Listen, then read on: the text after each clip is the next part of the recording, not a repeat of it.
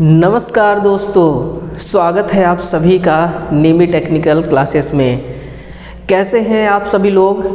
और आज आइए आपके लिए लेकर आ चुका हूं मैं मानकीकरण, सुरक्षा चिन्ह और मानकीकरण है ना, जो सेफ्टी के साइन होते हैं और जो स्टैंडर्डाइजेशन है ना, इसके बारे में इस टॉपिक पर आज हम क्लास लेने वाले हैं। और क्लास बहुत ही तगड़ा चलेगा है ना, जब तक हम इन दोनों सुरक्षा चिन्ह, जितने भी प्रकार के हैं सुरक्षा चिन्ह और मानकीकरण है ना, हर देश का अपना अलग अलग एक मानकीकरण होता है। जैसे इंडिया का अलग है ना, अमेरिका का अलग है, रूस का अलग है अपना, जापान का अपना अलग है स्टैंडर्डाइजेशन है ना, गोस्ट का अपना अलग है।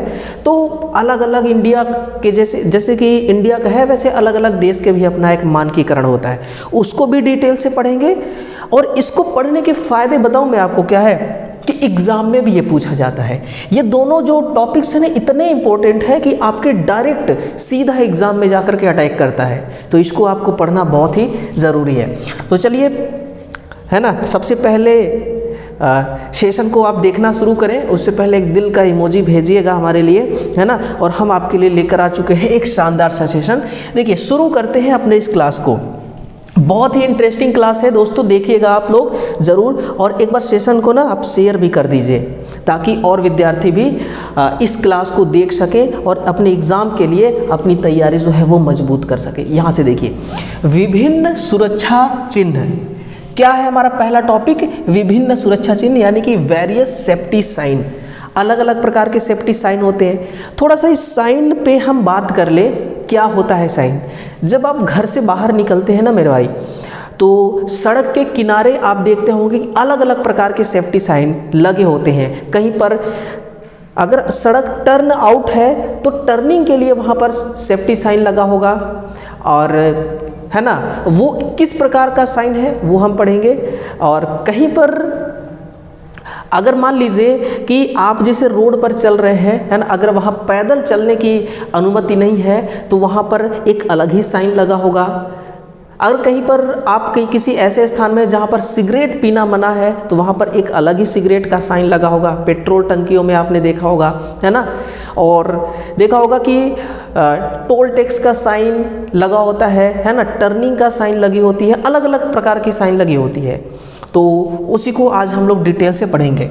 पहला जो हमारा साइन का प्रकार है वो आता है आपका निषेधात्मक, जिसको हम कहते हैं प्रोहिबिशन साइन। क्या कहते हैं? Prohibition sign.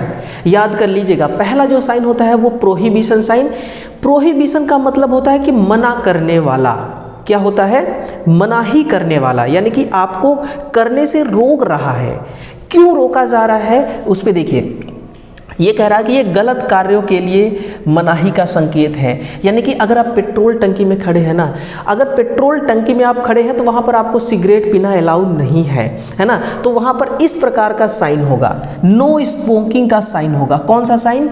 No smoking. आप वहाँ पर स्मोक नहीं कर सकते हैं, क्योंकि जो पेट्रोल या डीजल है एक ज्वलनशील द्रव्य है। कैसा पदार्थ है? ज्वलनशील पदार्थ है ना। फिर यहाँ पर है स्मोकिंग एंड फ्लेम है ना, यहाँ पर भी ये मनाही का ही संकेत है। नो एक्सेस फॉर, ये भी किसका संकेत है? ये भी मनाही का ही संकेत है। ये कह रहा है कि जिस रास्ते पे आप अभी चल रहे हैं ना, ये पैदल चलने के लिए रास्ता नहीं है। कुछ रास्ते ऐसे होते हैं जहाँ पर पैदल चलने के लिए मना किया जाता है। ये तीनों साइन किसको बता रहे हैं? ये मनाही को बता रहे हैं, यानी कि आपको मना करने के लिए बता रहे हैं है ना। और वैसे भी हेल्थ के लिए सही नहीं है आपको स्मोक करना, ठीक है ना। दूसरा, इनका आकार गोलाकार होता है। अब यहाँ से जो क्वेश्चन आपके लिए सवाल के लिए उठते हैं उस क्वेश्चन पे फोकस करा जाए तो क्या बोला जा रहा है? इसका आकार कैसा होता है? गोला आकार। आप देख रहे हैं ना, आकार बिल्कुल गोले आकार का है, ठीक है। और इनकी बॉर्डर लाल रंग की होती है ना। ये बॉर्डर आप देख रहे हैं ना, ये बिल्कुल लाल रंग की है। ये बॉर्डर कैसी है? ये लाल रंग की बॉर्डर है। और आकार कैसा है? गोला आकार है, तथा बीच में लाल रंग का क्रॉस बना होता है। ये आप देखिए ना, लाल रंग का क्या बना हुआ है? लाल रंग का क्रॉस बना हुआ है, यानी कि ये आपको मना कर रहा है ना। तो 2-3 सवाल यहाँ से पूछा जाता है। पृष्ठभूमि कैसा है, सफ़ेद है। आप देखिए ये जो सिगरेट का चिन्ह बना हुआ है ये सफ़ेद बैकग्राउंड में बना हुआ है ना। तो बैकग्राउंड कैसा होता है, इसकी वाइट रंग की बैकग्राउंड होती है और चित्र कैसे होते हैं, काले रंग के। कैसा होता है चित्र, काला रंग का। तो मोस्टली 3-4 चीज़ें आप ध्यान रख लीजिए कि आकार गोला आकार का, बॉर्डर लाल रंग का, बैकग्राउंड सफ़ेद रंग का और जो चित्र बना होता है वो ब्लैक कलर का होता है, काला कलर का। ये किस में होता है, ये निषेधात्मक चिन्ह में यानी कि प्रोहिबिशन साइन में होता है ना। तो चलिए एक साइन को आपने पढ़ लिया, एक साइन को आपने पढ़ लिया और सिर्फ पढ़ना ही नहीं है, आपको अपने जीवन में भी उतारना है इसको, क्योंकि सिगरेट पीना तो हेल्थ के लिए भी सही नहीं है और जहाँ पर मना किया जा रहा है वहाँ पर तो वैसे भी आपको मानना ही है ना। तो इसको आपको अपने जीवन में भी उतारना है। उदाहरण के लिए है कि धूम्रपान नहीं करना चाहिए, है ना। जिस स्थान में धूम्रपान करने के लिए अलाउ नहीं है, जैसे कोर्ट कचहरी हो गया, कुछ ऐसे दफ्तर हो गए, सरकारी दफ्तर, है ना, तो जहाँ पर कहने का मतलब है कि धूम्रपान अलाउ नहीं है, वहाँ पर नहीं करना चाहिए। ठीक है, धूम्रपान और खुली आग निषिद्ध। ठीक है, पैदल चलने वालों के लिए कोई रास्ता नहीं है, ये है पैदल चलने वालों के लिए कोई रास्ता नहीं है, इसका मतलब ये है। ठीक है, और बीच वाला जो है ये है कि धूम्रपान और खुली आग निषिद्ध है यानी कि मना है। ठीक, ये हो गया आपका एक साइन। और जो दूसरे प्रकार का होता है वो आदेशात्मक चिन्ह है। आदेशात्मक चिन्ह का मतलब क्या होता है कि मैंडेटरी, है ना, आदेश देना। अगर कोई आदेश दे रहा है तो उसका पालन करना जरूरी है। और आदेश कौन दे सकता है, आप खुद सोचिए कि आदेश वही दे सकता है जो आपसे बड़ा होगा, या तो आपके घर का कोई ऐसा सदस्य जो आपसे बड़ा है वही आदेश दे सकता है, या फिर ऐसा व्यक्ति जो आपसे पोस्ट में बड़ा है, और या फिर ऐसा व्यक्ति जो आपसे उम्र में बड़ा है। तो आदेश हमेशा कौन देता है, आदेश वही लोग देते हैं जो आपसे या तो ओहदे में बड़े होते हैं या फिर आपसे उम्र में बड़े होते हैं, अनुभव में बड़े होते हैं, वही आदेश देते हैं ना। मैंडेटरी साइन, मैंडेटरी साइन का मतलब कि आवश्यक है ना, इसको करना अति आवश्यक है, इसको बिना किए आप काम नहीं कर सकते। जैसे कि इसमें कार्य करने से पूर्व तथा बाद में आदेशात्मक चिन्ह द्वारा आदेश दिया जाता है। इनका आकार गोला आकार का होता है। आप देखिएगा आकार कैसा है, ये देखिए आकार कैसा है, गोला आकार है। आकार कैसा है, गोला आकार है। इनकी पृष्ठभूमि नीले रंग की होती है, इसलिए पूरा ये बैकग्राउंड ही मैंने नीला कर दिया है ना, ताकि आपको याद रहे। बैकग्राउंड कैसा है, ब्लू कलर का है ना। तो बैकग्राउंड कैसा है, ब्लू कलर का। और जो इसमें चित्र बना हुआ है वह कैसा है, वाइट कलर का, सफ़ेद रंग का चित्र है। इसमें ब्लैक था, इसमें सफ़ेद है, इसमें ब्लैक था, इसमें सफ़ेद कलर का है ना। तो ये है, जैसे कि देखिए आप अगर वेल्डिंग का काम कर रहे हैं तो आपको गोगल पहनना बहुत ज़रूरी है, या फिर आप ड्राइविंग कर रहे हैं, अगर आपके पास हेलमेट नहीं है मान लीजिए, तो आपके पास कम से कम तो गोगल तो होना चाहिए ताकि डस्ट और हवा से आप सुरक्षित रह सकें, है ना। फिर है कि अगर आप कहीं पर ऊंचाई पर काम कर रहे हैं तो आपको अपने सिर पर टोपी लगाना बहुत ज़रूरी है। बिना टोपी का कोई अलाउ नहीं होता है किसी भी प्लांट में काम करने के लिए।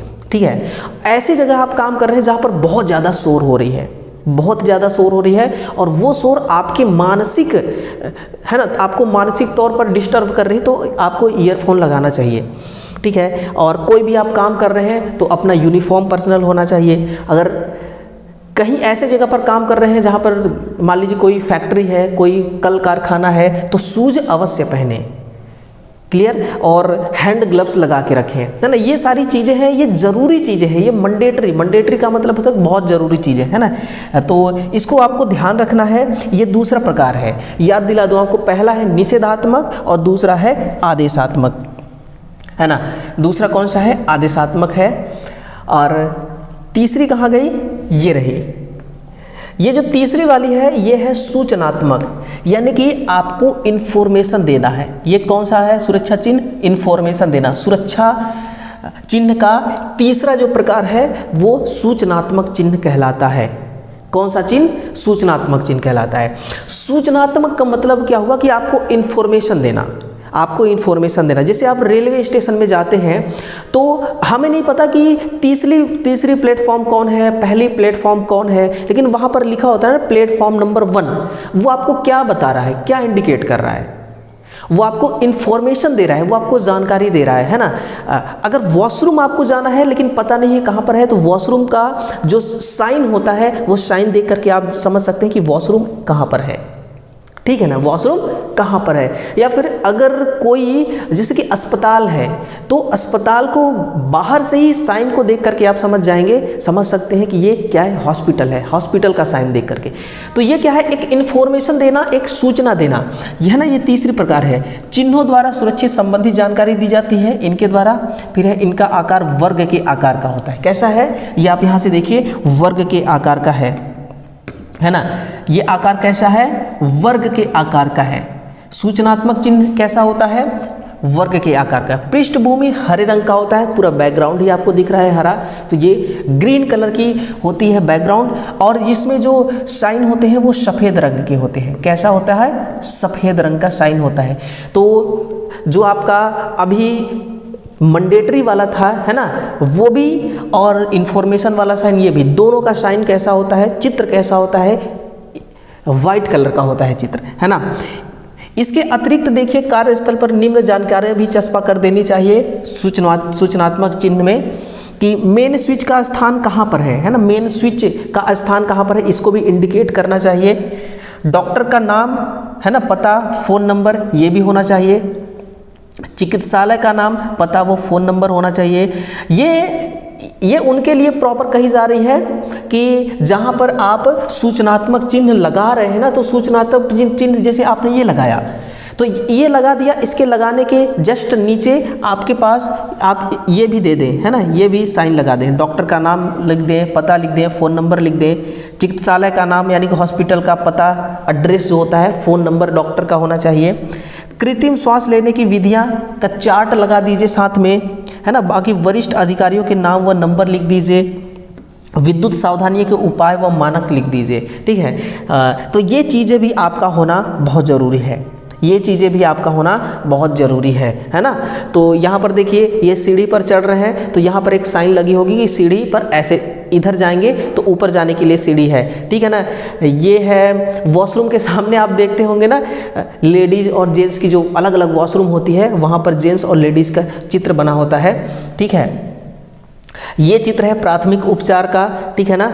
और ये चित्र है नहाने का, ऊपर के लिए, ये बैठने के लिए, दिव्यांग लोगों के बैठने के लिए है। और ये स्विच का है ना, वन वे स्विच का है। तो ये है तीसरा प्रकार सूचनात्मक चिन्ह। देखिए मोस्टली आप याद रख लीजिए, बैकग्राउंड को, चित्र को, आकार को, बस 3 चीज़ों पर सवाल आता है, और आता 100% है, ये भी ध्यान दीजिएगा। चलिए, जो आपकी चौथी है, ये चौथी प्रकार पता है क्या है, चेतावनी, यानी कि वार्निंग देना। क्या करना, वार्निंग देना। अब आपको आदेश दे दिया गया है, अब आपको मना कर दिया गया है, आपको इन्फॉर्मेशन दे दिया गया है। अगर इन तीनों चीज़ों के बावजूद भी आप नहीं समझ रहे हैं ना, तो अब आपको वार्निंग दिया जाएगा। क्या दिया जाएगा, चेतावनी आपको दी जाएगी। क्या दी जाएगी चेतावनी, इन चिन्हों द्वारा आने वाले खतरे की चेतावनी दी जाती है। खतरे की, है ना, हमें सुरक्षा किससे निजात पाना है, खतरे से, तो खतरे की जानकारी, खतरे का हमें वार्निंग दी जाती है। इसका आकार त्रिकोण आकार का होता है, आप देख सकते हैं यहाँ पर कोई भी चित्र है वो त्रिकोण आकार में है ना, ट्रिग्नोमेट्री। इसकी पृष्ठभूमि पीले रंग की है, पूरा ये पृष्ठभूमि, पूरा ये बैकग्राउंड ही येलो कलर की है, तो आप यहाँ से याद रख सकते हैं। और जो साइन होता है ना, तथा बॉर्डर ब्लैक कलर की होती है। कैसी होती है, ब्लैक कलर की। तो चारों चिन्हों को याद रख लीजिएगा, ठीक है। त्रिकोण आकार, पीला रंग की बैकग्राउंड, और फिर इसमें बॉर्डर जो होते हैं वो काले रंग के होते हैं। कैसे होते हैं, काले रंग के बॉर्डर। आप देख रहे हैं ना, ये काले रंग का दिख रहा है ना, बॉर्डर भी काले रंग का है, और चित्र भी इसके अंदर जो बनी है वो काले रंग की ही है। इसके साथ में लिखा, विद्युत पावर युक्त कार्यशालाओं में व ओवरहेड लाइनों पर कार्यरत इलेक्ट्रीशियन मुख्य रूप से सुरक्षा सावधानों का ध्यान रखें। विद्युत उत्पादन केंद्रों, कार्यशालाओं, व्यापारिक संस्थाओं, अस्पतालों, ट्रांसपोर्ट विभाग, रेलवे, सड़क पर अक्सर विभिन्न प्रकार के चिन्ह आपने देखे होंगे ना। इनकी पहचान खास बनावट, रंग, आकार से ही होती है। इसलिए हम यहाँ पर ज़्यादा फोकस किस पर कर रहे हैं, बैकग्राउंड पर, बनावट पर, चित्र पर, है ना, किस कलर के चित्र बने हैं। इसके द्वारा खतरे की संभावना, बचाव की सलाह तथा सावधानियां प्रयोग करके जरूरी सूचना प्राप्त होती है।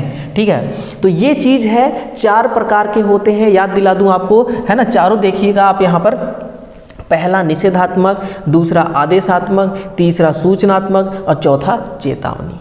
4 प्रकार के आपके यहाँ पर सुरक्षा चिन्ह होते हैं। ठीक है ना, और इनको आपको समझना बहुत ज़्यादा ज़रूरी है, बहुत ही ज़्यादा ज़रूरी है। क्लियर?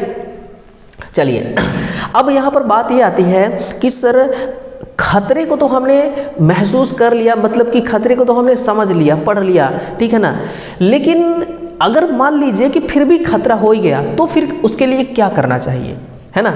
मान लीजिए कि अगर खतरा हो ही गया, मान लीजिए कि करंट का खतरा है, ठीक ना, और करंट किसको लग गया, तो प्राथमिक उपचार जो होता है ना, प्राथमिक उपचार के कुछ विधियां होती हैं, उसको आपको समझना पड़ेगा। देखिए, साधारण प्राथमिक उपचार, है ना, कौन सी है, साधारण प्राथमिक उपचार। तो इसमें आप देखिए, जो साधारण प्राथमिक उपचार है, इसकी कुछ चीज़ें आपको यहाँ पर याद करना पड़ेगा, जैसे कि विद्युत का झटका लगने के बाद प्राथमिक उपचार कौन सा देना है ना। अगर अलग अलग प्रकार से झटका लगता है, कभी लगता है कि मतलब हल्का ही झटका लगा सीने की तरफ, कभी पीठ की तरफ झटका लगा, करंट लगा, ठीक है, कभी मृत्यु हो गई, अलग अलग प्रकार से झटका लगेंगे, किसी को कम, किसी को ज़्यादा, है ना। तो इसके अकॉर्डिंग यहाँ पर लिखा गया है। विद्युत का झटका लगने के बाद प्राथमिक उपचार क्या है, व्यक्ति को बिजली के संपर्क से सूखी लकड़ी, किससे, सूखी लकड़ी या रबर के जूते पहनकर तुरंत छुड़ाए, मेन स्विच को बंद करें या सॉकेट से प्लग अलग करें, है ना। तो जब भी किसी भी व्यक्ति को अगर झटका लगता है तो आपको क्या करना है कि शूज अगर आप नहीं पहने तो उसको आपको टच भी नहीं करना है, ठीक है ना। शूज पहने हैं तो क्या करना है, सूखी लकड़ी पर खड़ा होकर या रबर पर, मेट पे आपको खड़ा होकर के उसको छुड़ाना है, या फिर मेन स्विच को बंद कर दीजिए ताकि सप्लाई कट ऑफ हो जाए। यदि ओवरहेड लाइन पर कोई इलेक्ट्रिशियन चिपक गया हो तो तुरंत तारों पर लोहे की चैन को फेंके, है ना, जिससे तारों में शॉर्ट सर्किट होने से सप्लाई बंद हो जाएगी। समझ रहे हैं, जैसे कि ये 2 तार है, ये 2 तार है, इस 2 तार पर कोई व्यक्ति है जो चिपक चुका है ना। तो इसको अब कैसे बचाया जाएगा, मान लीजिए कि यहाँ पर 11 kV यानी कि 11,000 वोल्टेज की ये लाइन है, तो कैसे हम छुड़ाएंगे, लोहे की चैन फेंकिए, जिससे क्या हो जाएगा, ये दोनों तारें आपस में क्या हो जाएंगी, शॉर्ट हो जाएंगी, और शॉर्ट होते ही एमसीबी जहां पर भी होगी, जितना भी दूर होगी, वो ट्रिप हो जाएगी, और ट्रिप होते ही ये लाइन डिस्कनेक्ट हो जाएगी, इस पर सप्लाई नहीं रहेगी। इस प्रकार से इसको छुड़ाया जा सकता है। लेकिन ये एक्शन बहुत ही सोच समझ करके, है ना, बहुत ही सहूलियत से, क्योंकि 11,000 वोल्टेज में अगर आप शॉर्ट करेंगे इसको तो आग भी लग सकती है, ये भी ध्यान दीजिएगा। लेकिन बचने का चांस जो है ना वो बहुत ही कम हो जाता है ना। तो ये है। दूसरा है, यदि व्यक्ति झुलस गया हो, है ना, यदि व्यक्ति झुलस गया हो, 1 सेकेंड, पहला प्रकार लिखा ही नहीं है ना। दूसरा प्रकार की, यदि व्यक्ति झुलस गया, मान लीजिए किसी को करंट का झटका लगा हुआ है और वो व्यक्ति झुलस चुका है ना, करंट से, तो क्या करना होगा, यदि कपड़ों में से चिंगारी निकल रही हो तो तुरंत बुझाएं। कपड़ों में से अगर कपड़ों में आग लग चुकी है तो पहले आग को बुझाएं। यदि शरीर के भाग पर कहीं छाले पड़ गए हों तो इसके ऊपर दबाव नहीं डालना चाहिए, है ना, छाले पड़ने पर ऊपर दबाव नहीं डालना बिल्कुल। घाव पर बर्नॉल लगाएं। जले हुए रोगी को भागने व दौड़ने नहीं देना चाहिए। लेकिन भयभीत होकर के लोग क्या करते हैं कि भाई भागने लग जाते हैं। उस समय देखिए ना, कुछ समझ में आता नहीं है, उस समय कुछ भी समझ में नहीं आता, है ना। हो सकता है कि मैं अभी स्वस्थ हूँ, मुझे किसी भी प्रकार का कोई आपत्ति नहीं है, कोई दिक्कत नहीं है, मैं सही तरीके से सोच पा रहा हूँ इस टाइम पे कि मुझे क्या करना चाहिए, क्या नहीं करना चाहिए। लेकिन जब व्यक्ति मुसीबत में होता है, जब व्यक्ति दुर्घटनाग्रस्त होता है, तो उस समय उसको क्या सही है क्या गलत है इस चीज़ की कोई मायने नहीं, कोई परवाह नहीं रहता, कहने का ये मतलब है ना। लेकिन उसको, जो व्यक्ति वहाँ पर है, उपस्थित है, तो उसका ये काम है कि दुर्घटनाग्रस्त व्यक्ति को न तो भागने देना चाहिए न दौड़ने देना चाहिए, ठीक। यदि व्यक्ति झुलस गया हो तब की कंडीशन में। तीसरी है कि यदि व्यक्ति झटका खाने के बाद बेहोश हो चुका है। कई बार होता भी है ऐसा कि बहुत ज़्यादा करंट लग जाता है, व्यक्ति बेहोश हो जाता है ना। तो उस केस में क्या करना चाहिए? उस केस में देखिए, यदि रोगी की सांस बंद हो गई हो लेकिन हृदय की धड़कन चल रही हो, ठीक है ना, हृदय की धड़कन चल रही है यानी कि व्यक्ति जिंदा है, तो हाथ की नब्ज देखें, है ना, जो नाड़ी होती है उसको देखें। यदि सही चल रही है तो उसको श्वास देने की प्रक्रिया शुरू करनी चाहिए। अब श्वास देने की जो प्रक्रिया है आर्टिफिशियल वाली, ये 4 से 5 प्रकार के हैं। कितने हैं? 4 से टोटल 5 प्रकार के हैं। देखिए, उसके कपड़ों के बटन खोलकर आराम से लिटाएं ताकि जो हवा है ना, वातावरण का जो हवा है वो आराम से उसको मिल सके। उसके बाद देखें कि उसके मुंह में कोई सुपारी, जर्दा आदि खाने की वस्तु तो नहीं है। अब आज के टाइम पे तो भाई ये ट्रेंड में चल रहा है ना, पान मसाला।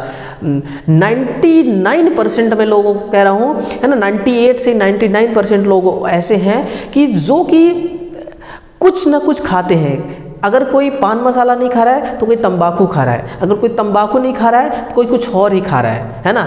लेकिन कुछ न कुछ ज़रूर कोई खा रहा है। बहुत ही कम लोग हैं जो कुछ नहीं खाते हैं, है ना। जैसे मैं हो गया, मैं भी कुछ भी नहीं खाता।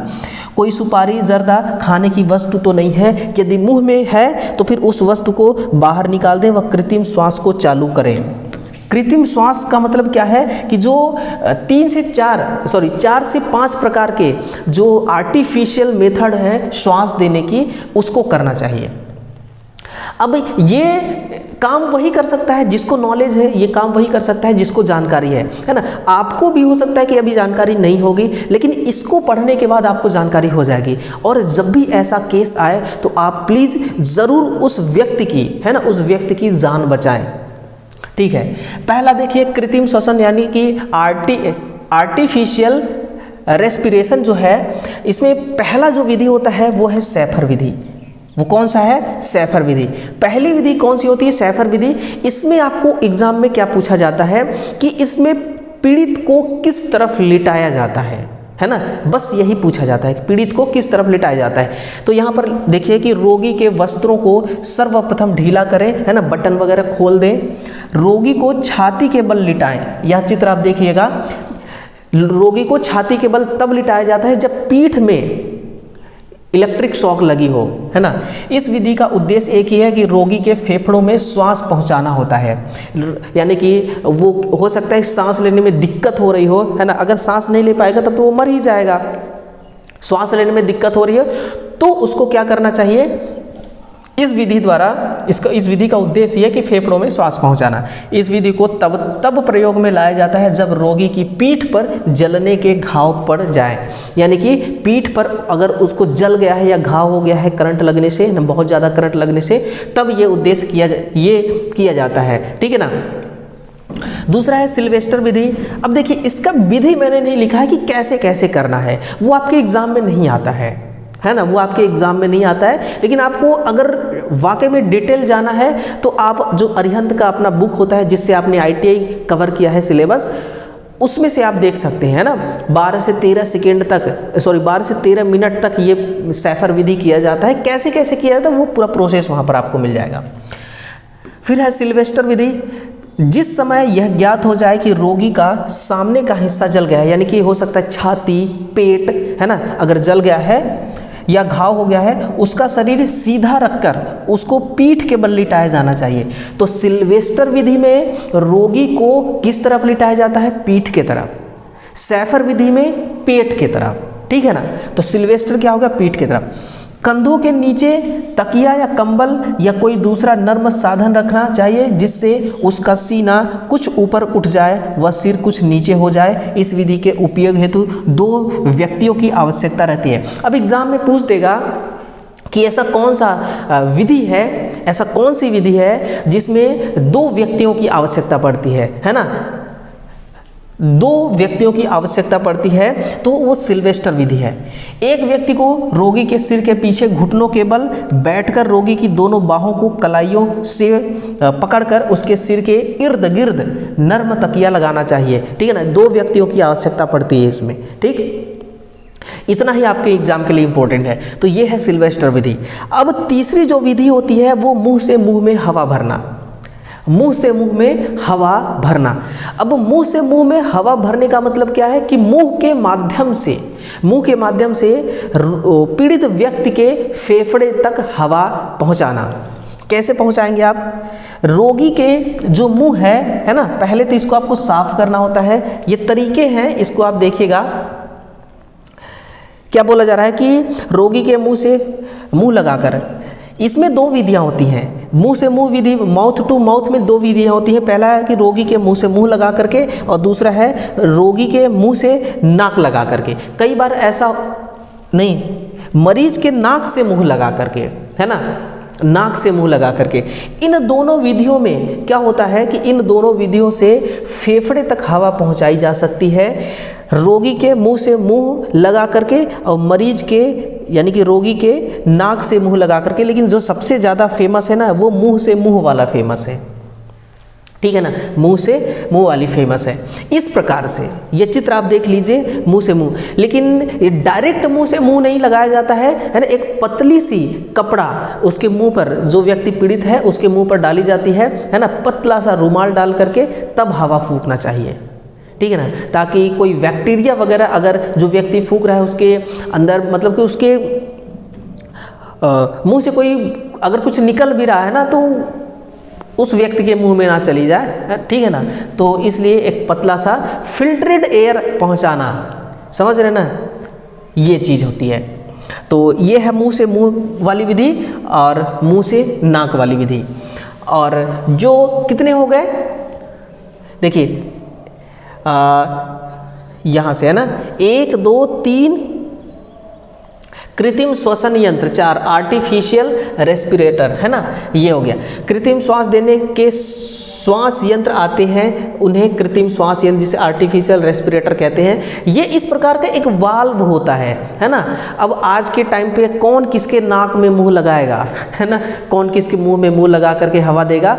तो एक आर्टिफिशियल रेस्पिरेटर है जो कि एक वाल्व टाइप का होता है। इसको जैसे ही आप दबाएंगे, है ना, जैसे आप दबाएंगे तो हवा बाहर से सक करके अंदर जाएगा, ठीक है ना, बाहर से सक करके अंदर जाएगा। हवा पीड़ित व्यक्ति के मुंह से या फेफड़े से ऑटोमेटिक बाहर आ जाती है, लेकिन ऑटोमेटिक अंदर नहीं जाती है उस केस में जब उसको विद्युत का झटका लगा हो। तो अंदर हवा भेजने का ये एक तरीका है।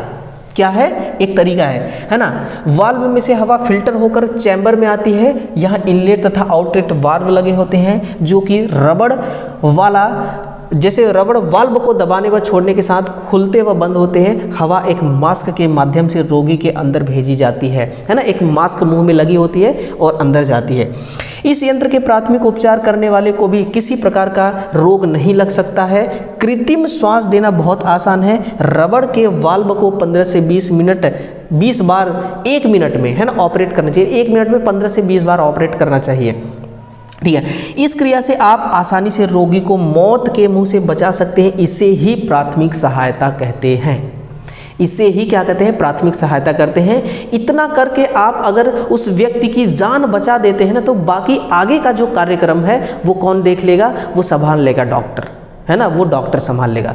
आपका कर्तव्य इतना है या किसी भी व्यक्ति का कर्तव्य इतना है तो वो इतना कर दे, बाकी आगे का काम हमारा नहीं डॉक्टर का होता है, ठीक है ना। तो ये है आपका सुरक्षात्मक चिन्ह। और फिर ये अगर किसी व्यक्ति को प्राथमिक उपचार देना है झटका लगने के बाद तो कैसे दिया जा सकता है उसके बारे में क्लियर। फिर आगे का जो टॉपिक हमारा है वो रह जाता है मानक और मानकीकरण के बारे में। क्या होता है मानक मानकीकरण, इसको समझना बेहद ही ज़्यादा ज़रूरी है, नहीं तो कोई ना कोई आपको ठग लेगा, है ना, कोई ना कोई आपको ठग लेगा, मार्केट में ही ठग लेगा। देखिए, किसी भी राष्ट्र की निर्मित सामग्री, है ना, कोई भी राष्ट्र हो सकता है, अपना भारत देश, कोई भी देश हो सकता है, अगर वो किसी भी प्रोडक्ट का अगर वो निर्मित कर रहा है ना, प्रोडक्शन कर रहा है सामग्री की, औजार की, उपकरण की, तो एक निश्चित मानक स्टैंडर्ड के होने चाहिए। जैसे कि हम अगर मार्केट में जीन्स लेने जाते हैं तो हम क्या कहते हैं? सर हमें गड्स का जीन्स दिखाइए। किसका? गड्स का। और पहले के टाइम पे स्पार्की का चला करता था, है ना। तो मार्केट में अलग अलग कंपनी का ट्रेंड चलता रहता है। तो ये जो एक ब्रांड है, हम क्यों इसको मतलब कि गड्स का जीन्स मांग रहे हैं? क्योंकि ये एक ब्रांड है ना। और ब्रांड जो होता है वो अपना एक अलग ही मार्केट में पहचान बनाए रहता है। तो एक निश्चित मानक होने चाहिए। इस आवश्यकता की पूर्ति के मानकीकरण के लिए अंतर्राष्ट्रीय संगठन बनाया गया है ना। हर देश का अपना अपना एक स्टैंडर्डाइजेशन ऑर्गेनाइजेशन रहता है, एक संगठन रहता है जो माप तकनीकी मानकों, प्रतीकों, है ना, उत्पादन व प्रक्रियाओं, ज्ञान व भंडार की सुरक्षा का ISO संख्या युक्त अनेक पुस्तिकाओं द्वारा करता है। जैसे कि आप किसी भी चीज़ को लेते हैं, जैसे कि आप मार्केट में एक प्लायर ले रहे हैं, क्या ले रहे हैं, एक प्लायर ले रहे हैं, एक कटर ले रहे हैं, है ना। वो प्लायर देखिए हम ज़्यादातर किसका लेते हैं, तपारिया का लेते हैं। हमको पता है कि तपारिया जो भी औजार बनाती है उस औजार में जो मटेरियल वो यूज करके बनाती है ना, वो मटेरियल उच्च क्वालिटी का होता है ना। कैसा होना चाहिए प्लायर हमारा कि अगर वायर कटे तो वायर को आसानी से वो काट सके। यही तो हम चाहते हैं। प्लायर का काम क्या होता है, यही होता है। कटर का काम यही होता है। तो हम एक ब्रांड ढूंढते हैं ना, किसी ऐसे कंपनी का प्रोडक्ट हम लेना चाहते हैं, लेना पसंद करते हैं जो अच्छा काम करती है, ठीक है ना। और देखिए कोई भी कंपनी है, जैसे कि मैं एक मोबाइल बना रहा हूँ या फिर कोई मान लीजिए एक स्क्रू ड्राइवर बना रहा हूँ। स्क्रू ड्राइवर जब मैं बनाऊंगा ना, तो बनाने से पहले मुझे इनका रूल जो है ISO, ये जो रूल है, इस रूल को फॉलो करना पड़ेगा, है ना। यहाँ से मुझे सर्टिफाइड होना पड़ेगा, इस रूल को मुझे फॉलो करना पड़ेगा। इस रूल में क्या लिखा होगा कि भाई मैं जिस भी प्रोडक्ट का कंस्ट्रक्शन कर रहा हूँ, जैसे कि मैं स्क्रू ड्राइवर बना रहा हूँ, तो स्क्रू ड्राइवर बनाने में जिस मटेरियल की मुझे, जो मटेरियल मैं यूज करना चाहता हूँ वो उच्च क्वालिटी का होना चाहिए, है ना, वो उच्च क्वालिटी का होना चाहिए। तो अगर मैं इनके दिए हुए दिशा निर्देश को मानते हुए काम करूँगा, तभी जो मेरा वो है ना, जो मैं इनसे सर्टिफाइड हूँ, तभी जा कर के मेरा सर्टिफिकेशन रद्द नहीं होगा। इनके अकॉर्डिंग मैं काम करूँगा, तभी नहीं करूँगा तो फिर मेरा सर्टिफिकेशन क्या हो जाएगा, कैंसिल हो जाएगा। तो जितने भी ऐसे कंपनी है जो स्टैंडर्ड है, जो क्या है, स्टैंडर्ड है और जो कि ISO नियमों का पालन करते हैं, मानकीकरण का पालन करते हैं, वो मार्केट में चल रहे हैं, है ना। बाकी 2 नंबर का धंधा भी मार्केट में चल रहा है, लेकिन ज़्यादा दिन तक नहीं चलता, है ना। वो एक 420 तरीके से लोग चलाते हैं, लेकिन ज़्यादा दिन तक तो वो मार्केट में अपना नाम नहीं कमा पाता, ब्रांड नहीं बना पाता। ये होता है मानकीकरण, स्टैंडर्डाइजेशन, ठीक है। भारतीय वस्तुओं के स्थानीय और अंतर्राष्ट्रीय बाजार में विक्रय के लिए कुछ निश्चित मानकीकरण विधियां आवश्यक हैं। भारतीय मानक ब्यूरो BIS जिसको कहते हैं, अपनी विभिन्न वस्तुओं के लिए पुस्तिकाओं द्वारा विनिर्देशित करता है। बिजली के उपकरण, मशीन आदि सभी BIS प्रमाणित होना चाहिए। यानी कि बिजली के कोई सा भी उपकरण लेते हैं हम, कोई सा भी उपकरण लेते हैं बिजली का, स्विच, सॉकेट, है ना, वो सब किससे प्रमाणित होना चाहिए, BIS, bureau of Indian standard. ये एक ऑर्गेनाइजेशन है। क्या है, ये एक ऑर्गेनाइजेशन है। इस ऑर्गेनाइजेशन से क्या होना चाहिए, प्रमाणित होना चाहिए, है ना, सर्टिफाइड होना चाहिए। जैसे कोई स्कूल खोलता है, कोई कॉलेज खोलता है, तो क्या करता है, पहले लाइसेंस बनवाता है, सर्टिफाइड कराता है अपने स्कूल को, है ना। तो वैसे ही कोई सा भी कंपनी कोई भी प्रोडक्ट बना रही है, बस उसको ISI से प्रमाणित होना पड़ेगा, है ना। अक्सर वो बिजली के उपकरण बना रहे हैं या मशीन बना रहे हैं तब की कंडीशन में। विभिन्न देशों के स्टैंडर्ड संगठन निम्न प्रकार है ना। अपने देश का जैसा है, इंडिया का जैसा है ISI, है ना, BIS, उसी प्रकार से अपना अलग अलग देश का भी होता है। जैसे कि आप यहां से देखिए ना कि BIS, bureau of Indian standard, ये भारत देश का है। अगर आपसे कोई पूछे कि हमारे देश का स्टैंडर्ड क्या है, तो BIS, bureau of Indian standard. ISO कहाँ है, ISO जो है अंतर्राष्ट्रीय मानक संगठन है। JIS है, ये जापान का है। BIS है, ये ब्रिटिश का है। DIM जो है ये है आपका जर्मनी का, और जो GOST जो है ये है रूस का। वैसे ही अमेरिकन का होता है ASA। यहाँ से सवाल क्या आते हैं आपके एग्जाम के लिए, सवाल ये आते हैं, इसका फुल फॉर्म आता है। देखिए BIS, ISO, ASA और ये एक BIS, ये 3-4 ऐसे हैं ना जो आपके एग्जाम में 100% पूछे जाते हैं।